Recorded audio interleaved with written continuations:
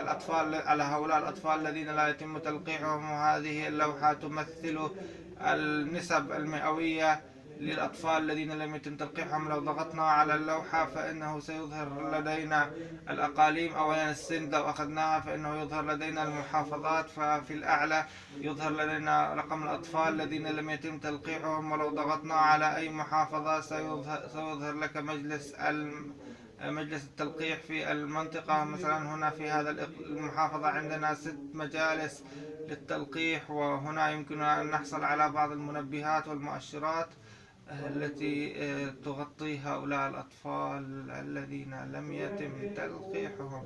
عندنا عندنا تقرير مفصل حول المعلومات التي يمكن تطويرها ومستوى المؤشرات. ولن أذهب إلى البيانات، سألقي نظرة عليها. هذه المعلومات حول التفاعل بين الحملات، وتم أخذها من قبل مختلف الشركاء وتم إدراجهم في DCBR، وكما نراه على الشاشة أنا لا أرى شيء.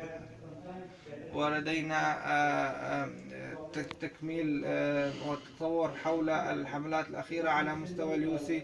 المستوى المحافظات يظهر مختلف الحملات التي تمت في تلك المحافظة في ذلك الإقليم، والبيانات التي تم تسليمها أو لم يتم تسليمها، وإذا كانت البيانات تم تسليمها في الوقت المحدد أم لم يتم.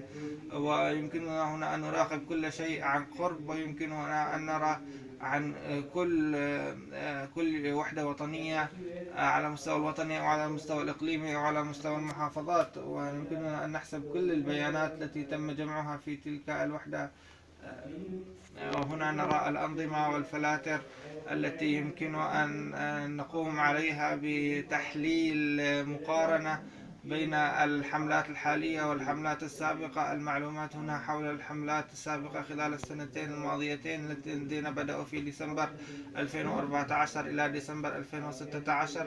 ديسمبر كان هو الأول، وهذه يتم فلترتها وتصفيتها حسب المستويات الوطنية والإقليمية، ثم إلى مستويات المحافظات ومستويات المنشآت الطبية في القرى، ويمكن تقسيمها إلى مجموعات. ويمكن أن نرى هنا المتطوعين، وأعلى متطوع قام بعمليات التلقيح، أعلى المنشآت الطبية أو الوحدات الطبية التي قامت بالتلقيح. ويمكننا أن نرى هنا الوحدات من كراتشي، الوحدات من كيبي. وإذا كنتم أن تروا التحليل حسب المجموعة يمكنكم أن تضغطوا عليه وتحصلوا عليه بالتفصيل.